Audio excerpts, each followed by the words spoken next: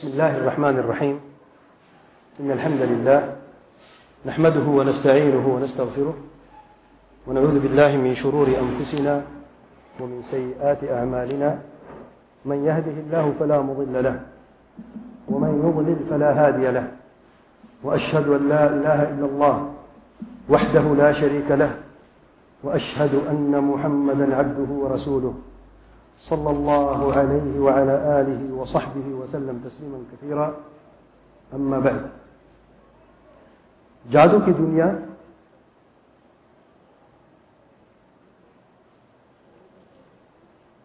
کے متعلق بیان کر رہے تھے پچھلے دروس میں، اور آج کے درس میں جس نقطے پر ہم نے بات کرنی ہے کہ جادوگر جادو کیسے سیکھتا ہے.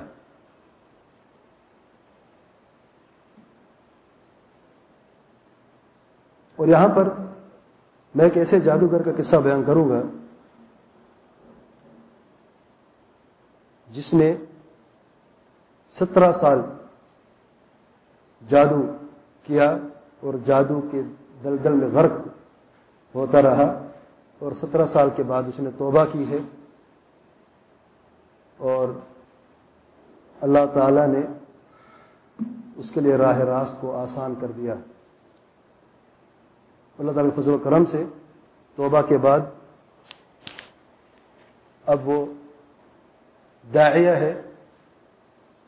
اس شخص کا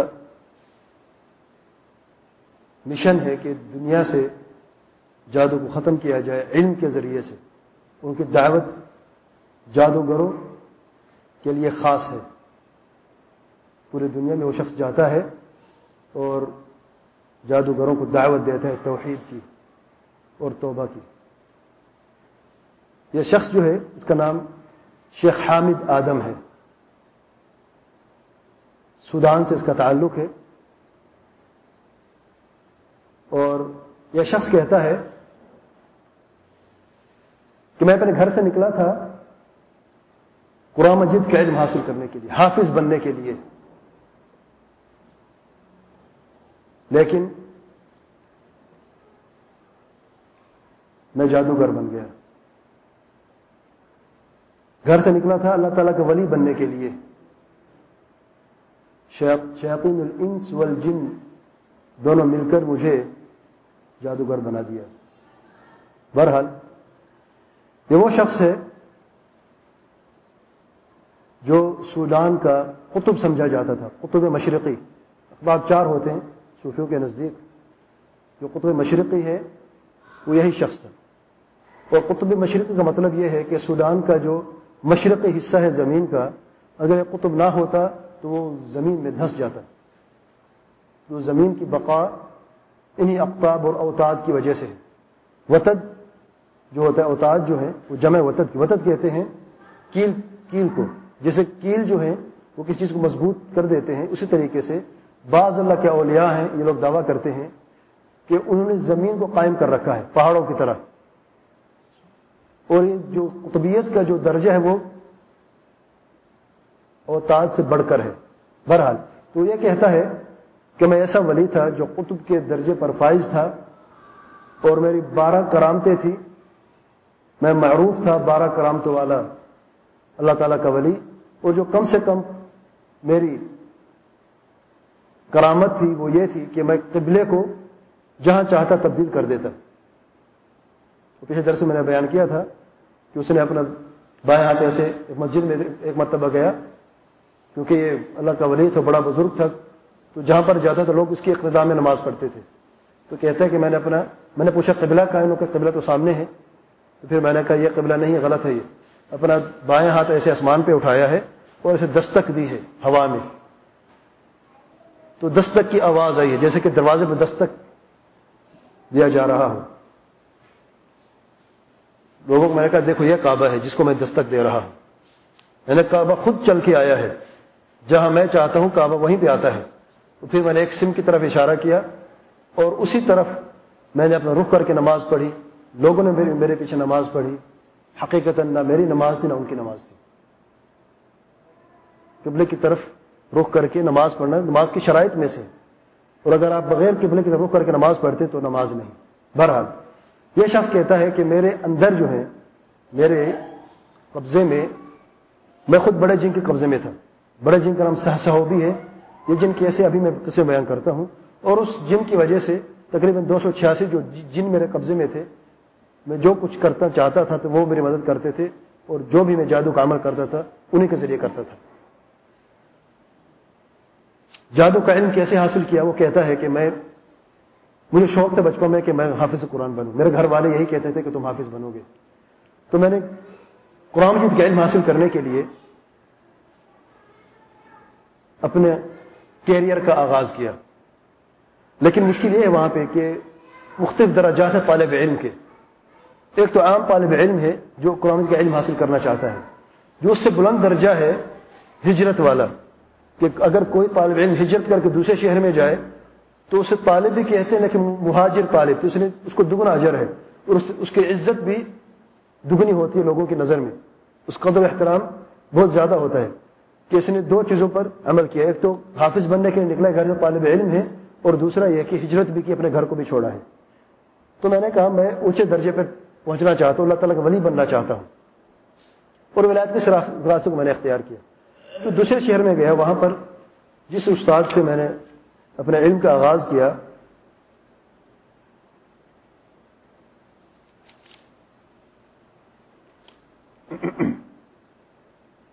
اس کا نام شیخ احمد کردی ہے، نام بیان کیا ہے. پھر میں وہاں پہ ان کے ساتھ علم حاصل کرتا رہا، قرآن پڑھتا رہا، اور میں آہستہ آہستہ ترقی کرتا گیا. اب دیکھیں ترقی کیا ہے، صوفیوں کے نزدیک ترقی بڑا عجیب عالم ہے. اب دیکھیں ترقی کیسے ہوتی ہے. عام طور پہ جب آپ قرآن مجید پڑھتے ہیں، حافظ بن جاتے ہیں، یہ ترقی آپ کی. پھر آپ تدریس میں جائیں اور دوسرے بچوں کو قرآن مجید پڑھائیں، یا کسی مسجد میں امام بن جائے، یہ ترقی ہے. ان کی ترقی کسی عجیب و غریب ترقی ہوتی ہے. وہ شیخ صاحب فرماتے ہیں کہ میں مجاہدہ کرتے کرتے اپنے استاد کے برابر ہو گیا. پھر میرے استاد نے کہا دیکھیں ایک جگہ پر، ایک جنگل میں دو شیر نہیں رہ سکتے، اب ایک جگہ پر دو اللہ کے ولی نہیں رہ سکتے، اس لیے آپ کو یہاں سے جانا پڑے گا، کیونکہ میں یہاں سے پہلے ہوں. اب آپ کو شیخ بننا پڑے گا. پہلے تو آپ طالب تھے، طالب سے مہاجر ترقی ہوئی، مہاجر سے اب شیخ الخلوہ. آپ کو ایک جگہ چھوڑ کسی اور جگہ پہ جانا پڑے گا. میں آپ کو ایک جگہ پہ بھیجتا ہوں، وہاں پر آپ جائیں، وہ مجھ سے بڑھ کر ولی ہے اللہ تعالیٰ کا، وہ آپ کو مزید علم دے گا، کیونکہ آپ محنت کرنے والے ہیں، اللہ کا ولی بننا چاہتے ہیں، تو وہاں پہ جائیں. پھر مجھے بھیج دے سوڈان کے بارڈر اور چاڈ کے درمیان میں جو بارڈر، وہاں پر بھیج دے سوڈان کے اندر. وہاں پر میں چلا گیا. وہاں پر قاسم نامی ایک شیخ تھا، اس سے میں نے علم حاصل کیا، اور کرتے کرتے مجھے اس کے برابر ہو گیا. اب طالب، مہاجر، شیخ الخلوہ، اب میں شیخ الحلقہ بن گیا اس کے برابر. اب اس نے کہا دیکھو اب میرے برابر ہو گئے ہو، اب تمہاری یہاں پر بھی جگہ نہیں ہے. اب میں تمہیں بھیجتا ہوں ایک ایسے پیر کے پاس، ایک ایسے بزرگ کے پاس، اللہ تعالیٰ کے ایسا ولی جو مجھ سے بڑھ کر ہے، اس سے تم علم حاصل کرو، وہ تمہیں پہنچائے گا. اصل اس میں پہنچنا ہے، پتہ ہے کہاں پہ پہنچنا ہے؟ آپ کہتے ہیں نا کہ پہنچا ہوا ولی ہے، سنتے ہیں کہ نہیں؟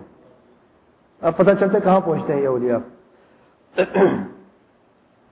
تو شیخ قاسم نے کہا کہ تم جاؤ، وہاں پر مجھ سے بڑھ کر جو ولی ہے وہ اوتاد کے درجے پر فائز ہے.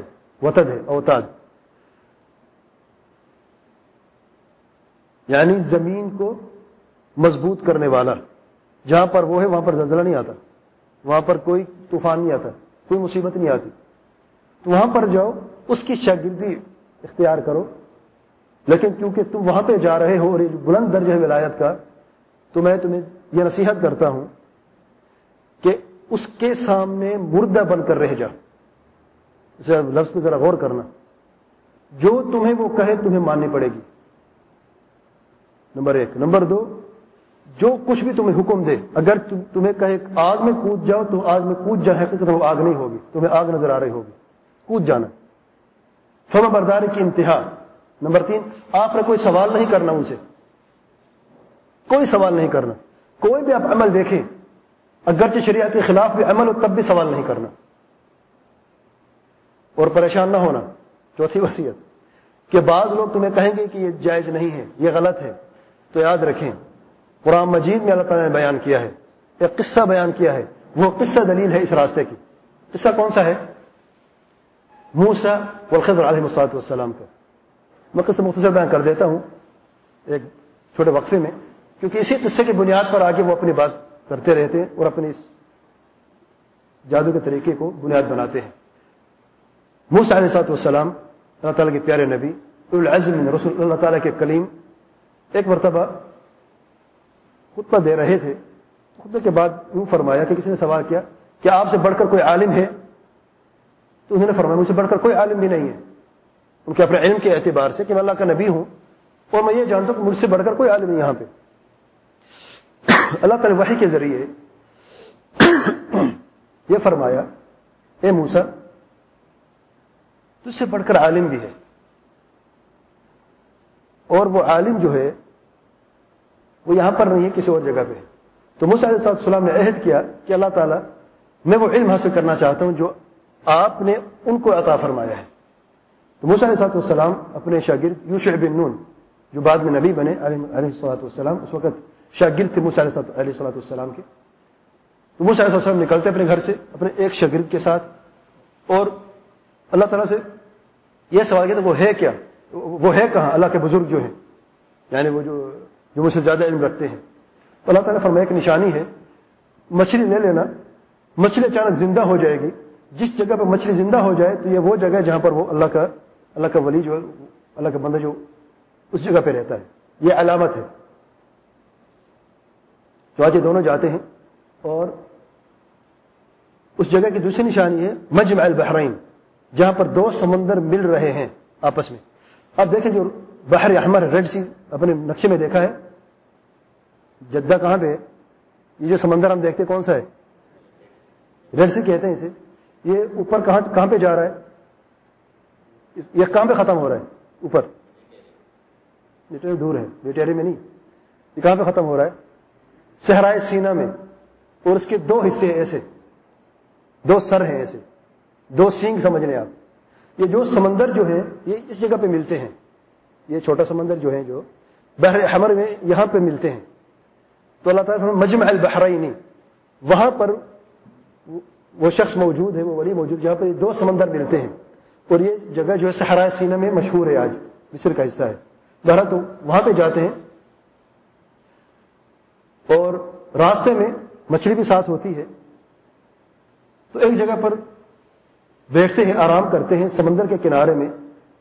تو شاگرد جو ہے وہ دیکھتا ہے کہ مچھلی اچانک ہلی، اپنی اس جگہ سے برتن سے نکلی اور راستہ بنا کر سمندر میں غائب ہو گئی. مردہ مچھلی نکلی اپنی جگہ سے، اور کیونکہ سمندر کے کنارے میں تھے تو اپنا راستہ بنا کر سمندر میں گم ہو گئے. پھر نیند آ گئی، صبح ہوئی تو بھول گئے. راستے میں چلتے چلتے موسیٰ علیہ السلام نے حکم دیا کہ بھوک لگی ہے، مچھلی کہاں ہے؟ تو انہوں نے عرض کی کہ میں تو بھول گیا. وما انسانیہ الا الشیطان ان اذکرہ، شیطان نے مجھے بھلا دیا. وہ مچھلی تو بڑے عجیب و غریب طریقے سے اپنے برتن سے نکل زندہ ہو کر پانی میں گم ہو گئی، کیونکہ آگے چل چکے تھے. تو موسیٰ علیہ السلام کو بھوک بھول گئی، کیونکہ یہی جگہ تھی، یہی نشانی تھی. پھر واپس وہاں سے چلے اور جس جگہ پر مچھلی گم وہاں پر جب آئے تو ایک شخص کو دیکھا وہاں پہ بیٹھے ہیں، ایک بزرگ کو دیکھا.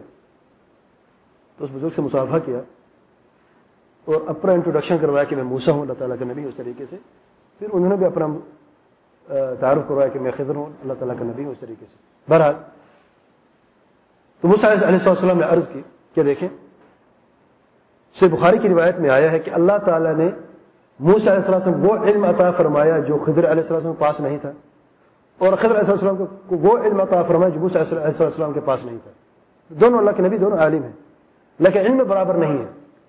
بہرحال تو موسیٰ علیہ السلام فرماتے ہیں کہ میں آپ کا ساتھی بننا چاہتا ہوں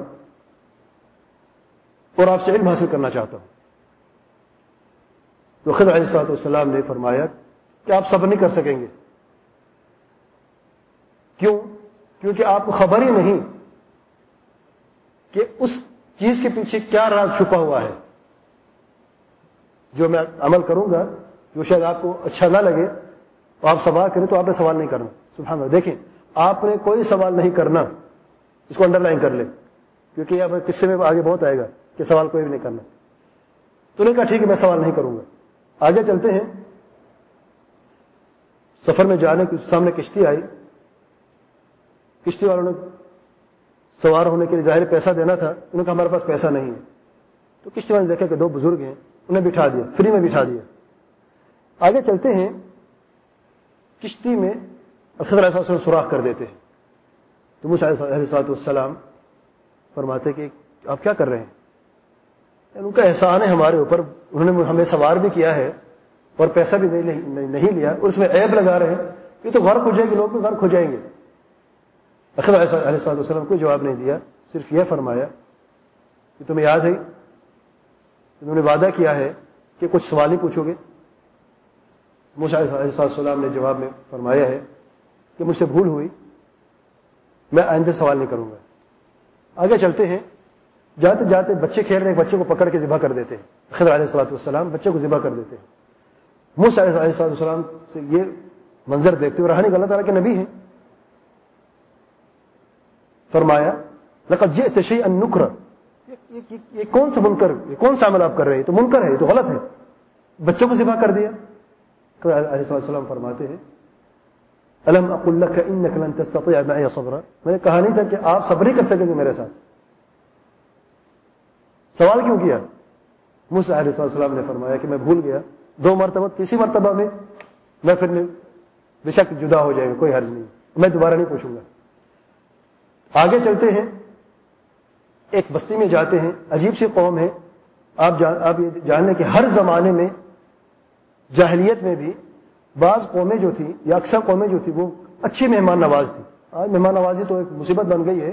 اس زمانے میں خوش ہوتے تھے لوگ, کوئی مہمان آ جاتا تھا اپنے گھر میں لے جاتے, اس کو کھانا کھلاتے, پانی پلاتے, اس کو اگر وہ ایک دورہ رہنا چاہے وہاں پہ رہنے بھی دیتے اسے. دونوں جاتے ہیں اللہ تعالیٰ کے نبی علیہ الصلوۃ والسلام. عجیب سی بستی ہے, عجیب سے لوگ ہیں, کھانے کو کچھ مانگتے ہیں. دیکھیں وہ خود مہمان نواز, اتنے برے لوگ ہیں, انہیں خود مہمان نوازی نہیں کی, خود نہیں بلایا. جب دیکھے کوئی نہیں بلا رہا تو خود ان کو کہا کہ کچھ کھانے کو ہے اور یہ حق ہے. تو انہوں نے کہا ہمارے پاس کچھ نہیں ہے. ٹھیک ہے. آگے راستے میں چلتے چلتے اسی بستی کے اندر دیکھے ایک دیوار ہے, ٹیڑھی گرنے والی ہے. تو خضر علیہ السلام نے موسیٰ علیہ السلام کے ساتھ جا کے اس دیوار کو سیدھا کر دیا, اس کی تعمیر کی. موسیٰ علیہ السلام فرماتے ہیں یہ آپ نے کیا کیا؟ یعنی اگر کچھ پیسہ ہی لے لیتے, اگر کوئی کام کرنا تھا یا کھانے کو کچھ لے لیتے. اتنے بدترین لوگ ہیں, آپ نے فری میں اتنا کام کر دیا ان کے لیے. یہاں پر خضر علیہ السلام نے فرمایا اب ہماری جدائی کا وقت آ گیا ہے, 3 مرتبہ ہو چکے ہیں اور اب کوئی عذر نہیں ہے, لیکن میں آپ کو یہ بات ضرور بتاؤں گا کہ یہ ہوا کیا ہے. اب اللہ تعالیٰ کے نبی ہیں. جس کشتی کو میں نے, جس کشتی میں سوراخ کیا اس میں عیب لگایا, ایک بادشاہ تھا جو لوگوں کی کشتیوں پر قبضہ کرتا تھا ظلم کر کے. یہ فقیر مسکین لوگ تھے, ان کا کاروبار یہی کشتی تھی, اسی پر گزارا کرتے تھے. میں نے عیب لگایا. جب وہ اس بادشاہ کے جب سپاہی ظلم کرنے کے لیے آئیں گے اور اسے چھیننے کے لیے آئیں گے تو اس میں عیب ہوگا تو چھوڑ دیں گے. بعد میں اس سوراخ کو درست کر کے کشتی تو وہ اپنی حاصل کر لیں گے نا. اب کیا بہتر ہے ان کے لیے کہ ایک چھوٹا سا عیب لگایا جائے یا پوری کشتی چلی جائے؟ تو چھوٹا سا عیب جو درست ہو سکتا ہے یہ ان کے لیے اچھا تھا, تو میں نے یہی کیا. اور واقعی یہی ہوا کہ بادشاہ نے اپنے فوجی بھیجے, جتنی کشتی تھی سب پر قابض ہو گئے سوائے ایک کشتی کی, اور یہی کشتی تھی جو کنارے میں کھڑی ہوئی تھی اور اس میں عیب تھا. دیکھیں اس میں عیب ہے. اب چوری جب چوری کرتا ہے, جب ڈکیتی کرتا ہے تو اچھی چیز لیتے, بری چیز لیتا ہے. اچھی چیز لیتا ہے نا, وہ پہلے سے اس کے اتنے بھار اس نے اٹھایا ہوا ہے, تو بری چیز, عیب والی چیز کون اٹھاتا ہے؟ بہرحال یہ وجہ تھی. جس بچے کو میں نے ذبح کیا اس کے والدین بہت اچھے نیک اور بزرگ تھے. یہ بچہ جب جوان ہو جاتا تو اپنے والدین کو اتنے ظلم کرتا کہ اس کے والدین جو ہے وہ اپنے راہ راست سے ہٹ جاتے. تو میں نے اس کو ذبح کر دیا, اور اللہ تعالیٰ ان کو اس کے عوض نیک اور صالح دوسرا بچہ عطا فرمائے گا، اللہ تعالیٰ عطا فرمایا ہے، اس لیے میں نے یہ کیا. جس دیوار کو تم دیکھ رہے ہو اس کو میں نے سیدھا کیا ہے، اس کے نیچے خزانہ ہے، اور یہ خزانہ 2 یتیم بھائیوں کا ہے. اور یہ جو یتیم بھائی ہیں ان کا باپ دادا جو تھے وہ بزرگ تھے، اللہ تعالیٰ کے نیک اور صالح انسان تھے. تو ان کی نیکی جو ہے ان کی آج کام آئی. دیکھیں نیکی جو ہے ضائع نہیں ہوتی، اگر آپ کو نہیں ملے گی آپ کی اولاد کو یا اس کا اثر آپ کی اولاد میں بھی ہو سکتا ہے. سبحان اللہ، وفات کے بعد بھی یہ عمل صالح کا اجر و ثواب ہے. بہرحال تو یہ دیوار اگر گر جاتی تو اتنی بدکار لوگ ہیں، اتنے کنجوس لوگ ہیں کہ کھانے کو کسی کچھ نہیں دیتے، ان بچوں کا خزانہ چھوڑتے. اس لیے میں نے یہاں پر دیوار قائم کر دی. جب تک وہ بچے جوان ہو گے تب تک یہ دیوار بھی گر جائے گی تو ان بچوں کو ان کا خزانہ مل جائے گا. یہ وہ چیزیں تھیں جن کا علم تمہیں نہیں تھا. اب دیکھیں جو الفاظ استعمال ہوئے قرآن مجید ادب کے، جہاں پر کشتی میں عیب کی بات تھی تو اپنی طرف منسوب کیا کہ میں نے عیب لگایا، اللہ تعالیٰ کی طرف منسوب نہیں کیا. حالانکہ اگرچہ حکم کس کا تھا؟ اللہ تعالیٰ کا تھا. جب بچے کی قتل کی بات آئی تو دونوں میں اور اللہ تعالیٰ یہ ضمیر استعمال ہوا. اور جب احسان کی بات آئی فاراد ربک، کشتی میں اردت، بچوں کو ذبح کرتے وقت اردنا ہم دونوں نے، کیونکہ قتل کرنا عام سی بات نہیں ہے. اور جب احسان کی بات آئی اور دیوار سیدھا ہونے کی بات آئی اراد ربک، اللہ تعالیٰ نے یہ کیا ہے، اللہ تعالیٰ کا ارادہ تھا. یہ ادب ہے دیکھیں قرآن مجید میں. بہرحال یہ قصہ ہے. تو اس میں وہ پیر جو ہے وہ شیخ صاحب کو یہ کہہ رہے ہیں کہ تم نے وہاں پہ جانا ہے. پہلی بات ہے کوئی سوال بھی نہیں کرنا کچھ بھی ہو جائے، کیونکہ اللہ تعالیٰ نے قرآن مجید میں بیان کیا ہے موسیٰ علیہ السلام کے متعلق کہ سوال نہیں کرنا، کوئی بھی سوال نہیں کرنا. اور پھر یاد رکھیں جو بھی وہ بدعملی اگر ظاہر ہو تمہارے لیے بدعملی ہو رہی ہے تو حقیقت بدعملی نہیں ہوتی وہ، کیونکہ اس پیر کے پاس وہ اوتاد کے درجے پر فائز ہے، وہ علم لدنی کا مالک ہے، اس کے پاس علم لدنی ہے جو خضر علیہ السلام کے پاس تھا. اور جو آپ دیکھتے ہیں وہ علم ظاہر ہے جو موسیٰ علیہ السلام کے پاس تھا. تو علم لدنی کی کھوج میں اپنا جائیں. اگر آپ دیکھیں اور اس کو یہ بیان کر رہے ہیں کہ علم کے درجے ہیں، علم ظاہر ہے، پھر علم یقین ہے، پھر عین یقین ہے، پھر حق یقین ہے، پھر علم مکاشفات ہے، پھر علم لدنی ہے. آپ نے یہ سارے راستے طے کرنے ہیں اور آپ کو صبر کرنا پڑے گا. اور علم لدنی تک جانے کے لیے یہاں پر رکاوٹ نہیں ہے. آگے جو ہے لوح محفوظ اور اس سے آگے نبی اکرم صلی اللہ علیہ وسلم کی زیارت اور آپ صلی اللہ علیہ وسلم کے ساتھ کا ساتھی بن جانا ہمیشہ، جہاں پر آپ وسلم جاتے آپ بھی ساتھ ہوں گے. اور اتنی نہیں، اس کی انتہا کہاں پہ ہے؟ الحضر الالہیہ، کہ اللہ تعالی کا دیدار اور اللہ تعالی کے ساتھ رہنا. نعوذ باللہ، الحضر الالہیہ. تو آپ نے وہ منزل، وہ آپ کا مقصد ہے، وہاں پر پہنچنا. ہم آپ کو وہاں پر پہنچانا چاہتے ہیں. کدھر پہنچا ہوا؟ کہاں پر پہنچا ہوا؟ اللہ تعالیٰ کی زیارت تک پہنچا ہوا. یہ پہنچے ہوئے لوگ ہوتے ہیں. وہاں پر پہنچنا ہے تو یہی راستہ ہے. اگر تم اپنے پیر سے کوئی بھی بدعملی دیکھو تو ظاہراً وہ بدعملی ہوگی، حقیقتاً وہ کچھ اور ہوگا. یعنی اگر اپنے پیر کو دیکھو شراب پیتے ہوئے، تمہارے لیے وہ شراب ہے، پیر کے لیے روح افزا کا شربت ہے یا پیپسی کولا ہے، کیونکہ آپ علم ظاہر کے مالک ہیں اور پیر کے لیے علم باطن، علم لدنی ہے. اللہ تعالیٰ اسے کن فیکون سے تبدیل کر دیتے ہیں، یا پیر کے ہاتھ لگانے سے وہ خود تبدیل ہو جاتا ہے. آپ کے لیے شراب ہے، ان کے لیے جوس ہے. اور اس سے سب ایک کہانی قصہ بیان کرتے ہیں کہ ایک پیر تھا ایسا، وہ زانیہ کے پاس جاتا تھا، زنا کرتا تھا، اور لوگ اس کے جو مرید ہیں وہ کہتے ہیں یہ زنا نہیں ہے، یہ ہمیں زنا لگتا ہے، یہ جو عمل پیر صاحب نے کیا ہے یہ اللہ اس کو جزائے خیر دے. سبحان اللہ. دیکھیں ذرا، یہ اس زانیہ کو زنا سے بچانے کے لیے یہ عمل کیا ہے، اس کے بعد وہ کسی سے زنا نہیں کر سکتی. اب یہ پیر کی برکت ہے، پیر کا مبارک پانی چلا گیا اس کے اندر، اب وہ اس کی برکت کا اثر اس عورت میں ہو گیا اور اس نے زنا کاریاں چھوڑ دی. انا للہ و انا الیہ راجعون. جیسا فرماتے ہیں میں نے 5 سال اس وطد کے ساتھ گزارے ہیں. ایک سوال بھی نہیں کیا اور اس نے ایک کام بھی اللہ تعالیٰ کے لیے مجھ سے نہیں کروایا. نہ کوئی قرآن کی تلاوت ہے، نہ کوئی دین کا عمل ہے. اپنی خاص خدمت کے لیے 5 سال اس نے مجھ سے کروائی. اس کی مساج کرنا ہے، اس کے ٹانگیں دبانی ہے، سر پہ تیل لگانا ہے، پتہ نہیں کیا کچھ کرنا تھا اس کے لیے. جو کچھ وہ کہتا تھا میں نے وہ کیا ہے. لیکن میرے سامنے ایک راستہ، تو میں اللہ تعالیٰ کو دیکھنا چاہتا ہوں. سبحان اللہ. لوح محفوظ کو دیکھنا چاہتا ہوں، نبی کریم صلی اللہ علیہ وسلم کو دیکھنا چاہتا ہوں. بہرحال جب 5 سال گزرے تو اس نے مجھے کہا، دیکھیں آپ ان شاگردوں میں سے ہیں جو سب سے بہترین ہے. آپ نے ایک سوال مجھ سے نہیں کیا جب سے آپ میرے ساتھ آئے ہیں. آپ یہ فرمانبردار میں نے بہت کم دیکھے ہیں. اس لیے اب وقت آ گیا ہے کہ آپ کی ترقی ہو اور آپ کو پہنچایا جائے، اور آپ کا حق میں ادا کرتا ہوں، آپ کو میں پہنچاتا ہوں. اور اس زمانے میں ایک قطب مر چکا تھا. 4 قطب تھے سودان میں، ایک مر گیا تھا. قطب کی سیٹ جو ویکینسی تھی وہ خالی تھی. تو وہاں پر شیخ صاحب نے کہا وہ قطب جو مر گیا ہے، اب تم ایسے شخص ہو، ایک کٹھن امتحان اگر تم پاس کر لو تو تم اس مرتبے پر فائز ہو. اس کے بعد پھر علم دنیا کے مالک بن جاؤ گے. اس کے بعد پھر آپ لوح محفوظ کو بھی دیکھ سکتے ہو، نبی کریم صلی اللہ علیہ وسلم کو بھی دیکھ سکتے ہو، اور اللہ تعالیٰ کو بھی دیکھ سکتے ہو، الحضرہ الہیہ تک پہنچ سکتے ہو. میں نے کہا اس سے بڑھ کر مجھے کیا چاہیے؟ یہ چانس زندگی میں روزانہ تھوڑے آتے ہیں. میں نے کہا ٹھیک. اس نے کہا دیکھو تمہیں جانا پڑے گا سودان کے باہر، دوسرے ملک میں آپ کو بھیج رہا ہوں میں، نیجر کے ملک میں.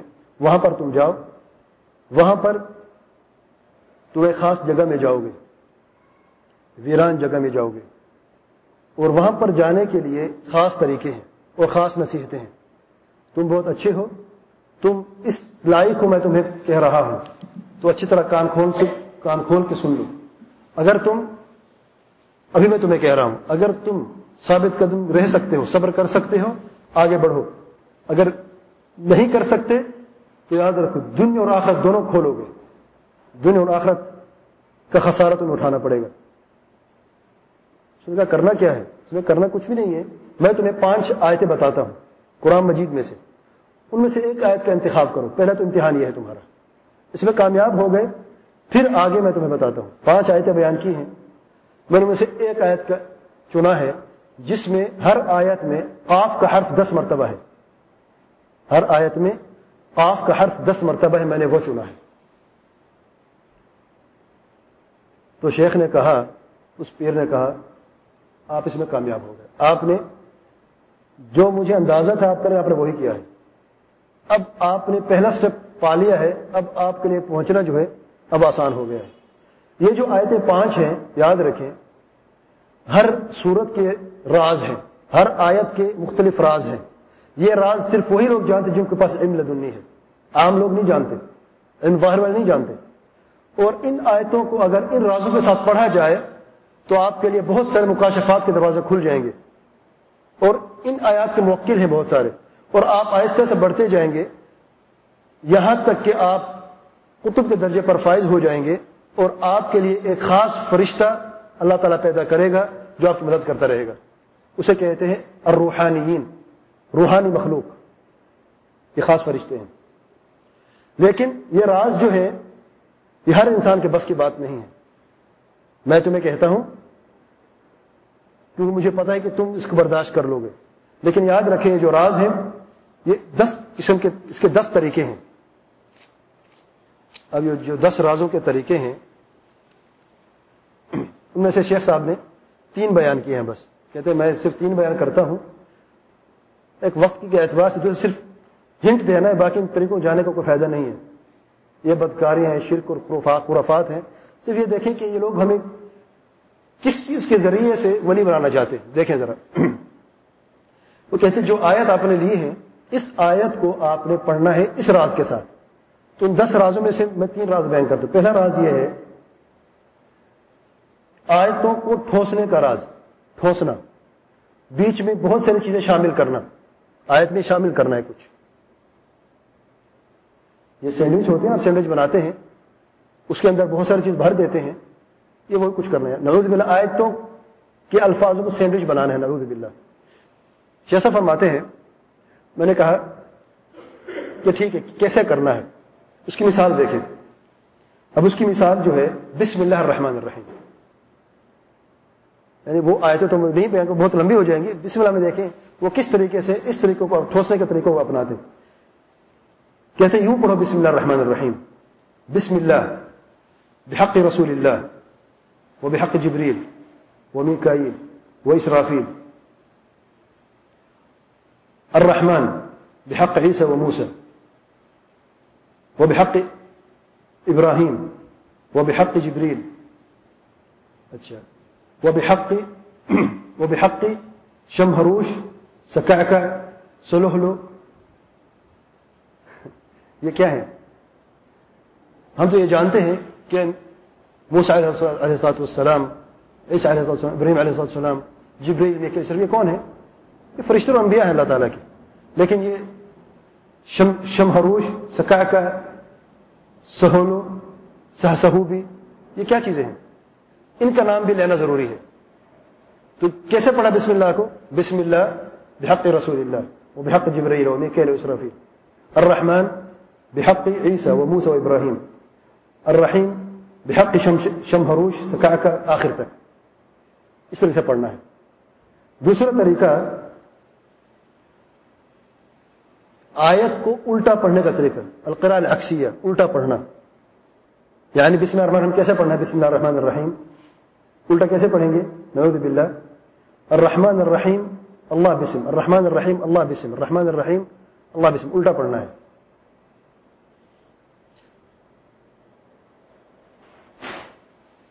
اور یہ کیا ہے؟ قرآن میں تبدیل اور تحریف ہے. تیسرا جو طریقہ ہے وہ سب سے بدترین طریقہ ہے. تیسرا طریقہ ہے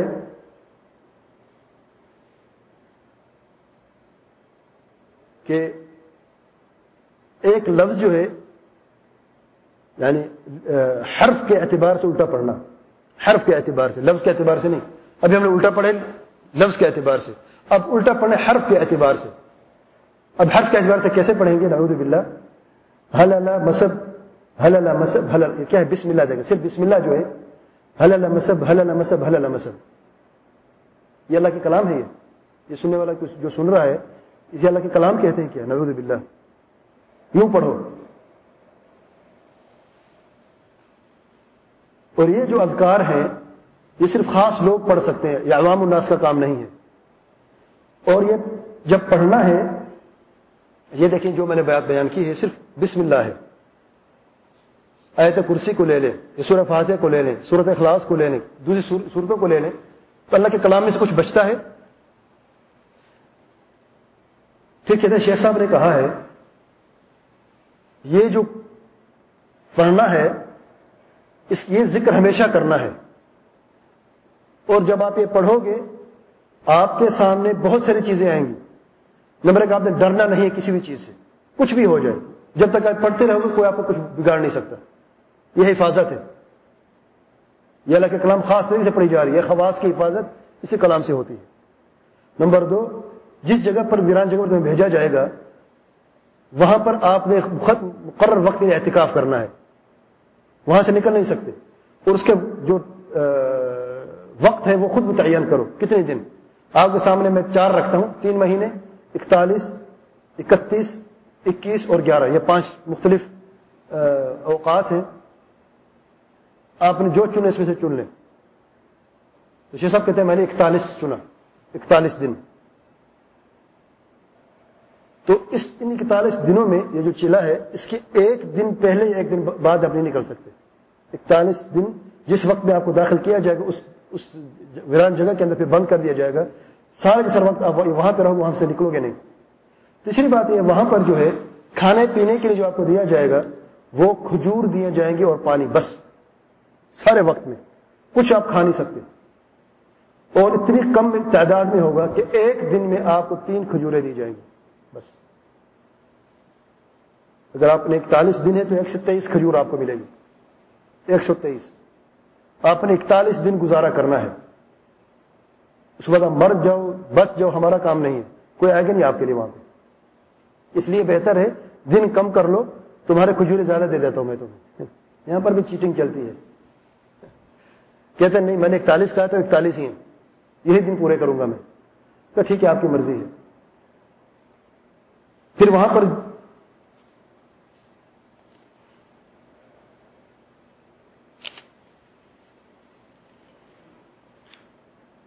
چند نصیحتیں ہیں. اب جانے کا وقت آ گیا ہے. چند نصیحت. سب سے پہلی بات یہ ہے، پہلی نصیحت کہ اللہ تعالیٰ کا امتحان ہے تم پر. یہ مشکل ترین امتحان ہے، کیونکہ آپ مشکل راستہ آپ نے اپنایا ہے، مجاہدہ کیا ہے، ریاضتیں کی ہیں پہنچنے کے لیے. تو پہنچنے کے لیے امتحان بھی سخت ہوتے ہیں.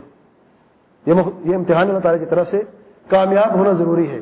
ناکامی یا واپسی کا راستہ اس میں نہیں ہے.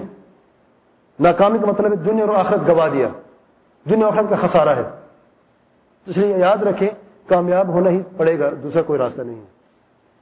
دوسری نصیحت، اور اسی امتحان میں سے دو کٹھن ترین امتحان اللہ تعالیٰ سے لے گا. نمبر 1 ڈر کا امتحان.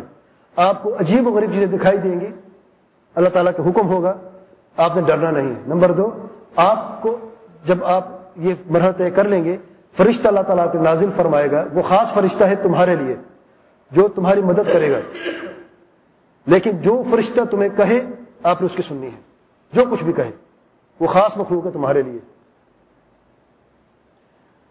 تیسری نصیحت، جب وہ فرشتہ ظاہر ہوگا تو وہ کہے گا اسعلیکم 5 مرتبہ. اسعلیکم اسعلیکم، السلام علیکم نہیں، اسعلیکم اسعلیکم. تم نے جواب میں علیکم کہنا ہے، وعلیکم السلام نہیں کہنا.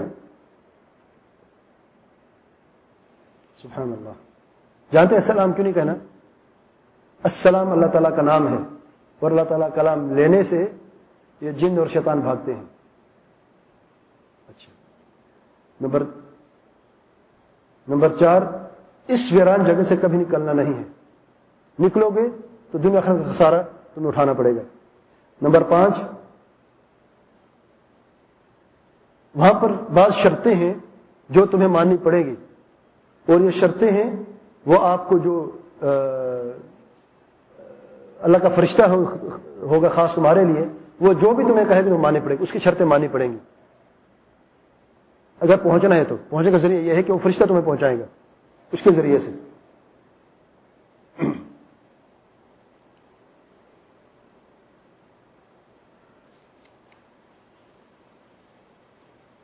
اور جو شرطیں ہیں یہ ان کا تعلق علم باطن سے ہے، لدنی سے، علم ظاہر سے نہیں ہے. اس لیے اس میں شرک ہو، بدعات ہو، خرافات ہو، نافرمانی ہو، حرام ہو، آپ نے سوال نہیں کرنا کوئی بھی.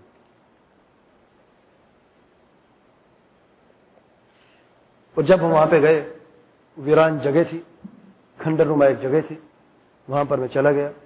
ایک کمرہ تھا پرانا، اس میں جو مجھے میرے استاد نے، میرے شیخ نے، پیر نے، وطد نے جو مجھے دیا، ایک جا نماز تھی چھوٹی سی، کھجور کا ٹوکرا، 123 کھجوریں تھی، پانی کا ایک مشکیز تھی اس میں پانی تھا، اور اس کے ساتھ ساتھ چند ورقے تھے خالی، اور پینسل بھی تھی، پین دوات جو ہے وہ بھی تھی. یہ تمہارے کام آئے گی. یہ رکھ دیا اور یہ کہا جاتے ہوئے دیکھو جا نماز ہے، اس میں تم نے ایک نماز پڑھنی ہے، بس 2 رکعت نماز پڑھنی ہے. پہلی رکعت میں سورہ فاتحہ کے بعد سورہ کافرون، دوسری رکعت میں سورہ فاتحہ کے بعد سورۃ اخلاص پڑھنا ہے. اور وہ شرط کے ساتھ کہ ننگے بدن پڑھنی ہے. کیوں؟ کیونکہ رات کی تاریکی میں اندھیرے میں کون دیکھے گا آپ کو؟ مخلوق سے تو ویسے چھپ گئے ہیں. تمہیں اللہ تعالیٰ سے شرم آتی ہے، شیطان تو وسوسہ دے گا ابھی کہ اللہ کے سامنے کیسے میں برہنہ کھڑا ہوں. تو قرآن مجید میں ہے کہ کعبے کا طواف جب لوگ کرتے تھے تو ننگے ہوتے تھے کہ نہیں؟ اگرچہ بات قرآن میں حدیث میں ہے، بہرحال تو ننگا طواف کرتے تھے. اور جب اسلام آیا اور لوگوں کو حکم دیا گیا لباس کا، تو یہ لوگوں کے لیے ہے بس، تاکہ لوگ نہ دیکھیں. کیا اللہ تعالیٰ تمہیں لباس جب پہنتے ہو، کیا اللہ تعالیٰ تمہیں نہیں دیکھ رہا؟ کیا لباس تمہاری شرمگاہ کو چھپاتا ہے اللہ تعالیٰ سے؟ نہیں چھپاتا. تو اس لیے لباس جو ہے لوگوں کے لیے، اللہ تعالیٰ کے لیے نہیں ہے. اس لیے جب ویران کمرے میں اندھیرے میں پڑھو تو برہنہ ہو کے پڑھنا. دلیل بھی ہے ان کے پاس. دیکھیں جواب تو موجود ہے. آپ کسی سے بھی جواب پوچھے باطل راستے کے جواب سب کے پاس موجود ہے. میں نے پہلے بھی بیان کیا تھا، جس شخص نے پاکستان میں 100 بچے کا قتل کیا، یاد ہے آپ لوگوں کو؟ سن 2000 میں جاوید اقبال نام تھا اس کا. 100 بچے کو قتل کر کے ٹکڑے ٹکڑے کر کے تیزاب میں ڈال دیا 100 بچے کو. جواب تو اس کے پاس بھی تھا کہ بچے بیچارے پریشان ہیں دنیا میں, ان کا حق مارا جا رہا ہے, مظلوم ہے بچے, تمہارے بچوں کو ظلم سے نجات دی ہے. سبحان اللہ. جواب اس لیے بعض لوگ کہتے ہیں بھئی یہ جو شرک آپ لوگ کہتے ہیں شرک کرتے بدعات کرتے, تو ان کے پاس بھی تو جواب, ان کے پاس بھی تو علماء ہے. بھئی بات جواب کی نہیں ہے, بات قرآن اور سنت کی ہے, بات سلف صالحین کی سمجھ کی ہے. کیا جو بات ہو رہی ہے یہ اس ترازو پر ہم اگر تولے تو بات صحیح ہے غلط ہے, یہ بات ہو رہی ہے. بہرحال تو کہتے میں اندر داخل ہوا, دروازہ بند ہو گیا, کپڑے اتار دیے. اب میں سوچ رہا ہوں, وہ خود کہتا ہے, میں سوچ رہا ہوں میں سجدہ کیسے کروں گا.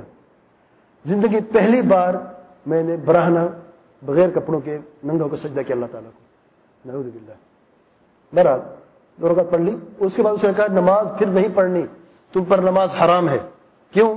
کیونکہ تم عبادت میں ہو. اعتکاف عبادت ہے, ایک عبادت کے ہوتے وقت دوسری عبادت کی گنجائش نہیں. دیکھیں اب ایک عبادت ہے اعتکاف کی, تو نماز کی عبادت بیچ میں کیا کرے گی, اسی نماز ابھی نہیں پڑھنی آپ نے, بس آپ نے اس درجے پر پہنچ گئے, اب آپ پہنچنے والے ہیں. نماز تو عام لوگوں کے لیے ہے, آپ جو جس عبادت میں وہ نماز سے بڑھ کر عبادت ہے. نماز بھی ختم. کہتے میں نے 41 دن وہاں پر گزارے اسی طریقے سے اکیلے ویرانے میں, یہی کچھ پڑھتا رہا, ان آیتوں کو اسی طریقے سے پڑھتا رہا, اور اسی توسل سے سہسہو بھی یہ عجیب سے شمشہوش یہ پڑھتا رہا میں. جب آخری رات ہوئی, امتحان کی گھڑی آئی, آخری رات میں 41ویں کی رات میں جو سہسہوبی صاحب ہیں, جو کہتے روحانی ہے, وہ ظاہر ہوا. یہ سردار جن ہے, سہسہوبی جو ہے سردار جن ہے. کیسے ظاہر ہوا؟ پہلے اس نے میرے قرین سے پوچھے ڈرتا کس چیز سے ہے, اور شیخ صاحب کہتے ہیں میں ڈرتا تھا, کیا کہتے ہیں اسے, یہ جو 44 ٹانگوں والی چیز, یہ جو کیڑا ہے, نہیں ہاں کیا نہیں جس کے 44 ٹانگیں ایسے چھوٹے سے لمبا سا کیڑا ہے, ہاں میں نہیں سن رہا. بہرحال جو کچھ بھی جو کیڑا آپ نے دیکھا ہوگا, لال رنگ کا بھی ہے, کالے رنگ کا بھی ہے, بہت ساری ٹانگیں ہوتی ہیں, لمبا سا ہوتا ہے, اکڑ بیلا, جو بھی بیلا ہے بہرحال وہی چیز ہے. کہتے میں اسے ڈرتا تھا. اس نے جب اس سے پوچھ لیا قرین سے, میرے شیطان سے پوچھا, تو میں نے اب بیٹھے بیٹھے سوتے اور جاگنے کی صورت میں جاگ رہا ہوں, میں دیکھ رہا ہوں کہ وہی کیڑا دیوار پر ایسے چلتا ہوا نظر آیا. اب میں سب سے زیادہ اسی سے ڈرتا ہوں. کہتے سانپ کو پکڑ سکتا ہوں, اس کو دیکھ کے میں تھرا جاتا تھا. کہتے میں دیکھ دیوار پہ میرے سامنے چل رہا ہے, آہستہ سے بڑھتا گیا, اتنی بڑا ہو گیا. پھر دیکھا اچانک لوگ چیخو پکار کی آواز آ گئی. پھر دیکھا لوگ بھاگ رہے ہیں, دیکھا یہ کیڑا لوگوں کو کھانا شروع کر دیا. لوگ یہ کیڑا جو لوگوں کو کھا رہے, کسی کا سر اس نے کھا لیا, کسی کا آدھا جسم کھا لیا, اور لوگوں کو کھا رہا ہے. چیخو پکار ہے, عجیب سا عالم ہے. کہتا میں نے کہا وہی مجھے بات یاد ہے کہ امتحان ہے, میں نے اس میں کامیاب ہونا, میں نے ڈرنا نہیں. کہتے وہ سامنے آ کے آہستہ آہستہ سب کو کھا کے خون ہی خون پورے کمرے میں میرے سامنے آ کے بیٹھ گیا, میرے ساتھ ایسے دیکھ رہا ہے جیسے ابھی مجھے کھاتا ہے. میں اسی ذکر میں لگا ہوں, میں نعوذ باللہ جو ذکر اس نے بیان کیا تھا پڑھتا رہا ہوں. پھر تھوڑی دیر کے بعد میں نے دیکھا وہ ختم ہو گیا. ایک چینی کا ٹکڑا ہے, چینی کا ٹکڑا ایک مکھی آ کے بیٹھی اپنی زبان سے اس کو چاٹ رہی. مکھی کی زبان دیکھیے کبھی. اب دیکھیے سارے جن اور شیطان ظاہر ہو رہے ہیں اس کو گھیرنے کے لیے. پھر تھوڑی دیر کے بعد میں نے دیکھا کہ چھپکلی آئی اور اس نے اس مکھی کو کھا لیا. پھر بلی آئی, اس چھپکلی کو کھا لیا. کتا آیا, بلی کو کھا لیا, سب خون ہی خون ہے. پھر چیتا آیا, کتے کو کھا لیا. شیر آیا, چیتے کو کھا لیا. ہاتھی آیا, شیر کو کھا لیا. سب میں دیکھ رہا ہوں اپنی آنکھوں سے. اور پھر آخر میں دیکھا وہاں سے پانی ہے, پانی سے بطخ آئی بڑی سی, وہ جو ہی ایک قدم لگاتی وہ بڑھ جاتی ہے. دوڑتے دوڑتے آئی, اس نے ہاتھی کو کھا لیا. بطخ نے آدھے ہاتھی کو کھا لیا. کہتے یہ سب میں دیکھ رہا ہوں صرف اس لیے تاکہ میں ڈر جاؤں. اگر میں ڈر جاتا تو جی میرے داخل ہو جاتے, اور اس نے صحیح کہا تھا, میں پاگل ہو جاتا, مجنون ہو جاتا, دنیا چلی گئی اور آخرت بھی چلی گئی. دیکھیں کیسے انہوں نے صحیح کہا کہ دنیا آخرت گوا بیٹھو گے, خسارہ ہو جائے گا. میں ڈٹا رہا. جب یہ بھی امتحان ختم ہوا پھر ایک آواز آئی کہ میں صحابی ہوں. میں نے کہتا میں نے ایک خوبصورت سی لڑکی دیکھی, خوبصورت بالکل, اس جیسا حسن میں نے کبھی نہیں دیکھا. جب ٹانگوں کی طرف دیکھا تو جانور کی ٹانگیں تھیں, اوپر انسان ہے خوبصورت عورت, نیچے جانور کی ٹانگیں. پھر آواز آئی میں صحابی ہوں, اللہ تعالیٰ نے مجھے, میں خاص فرشتہ ہوں, اللہ تعالیٰ نے تمہارے لیے مجھے پیدا کیا ہے. اور یاد رکھو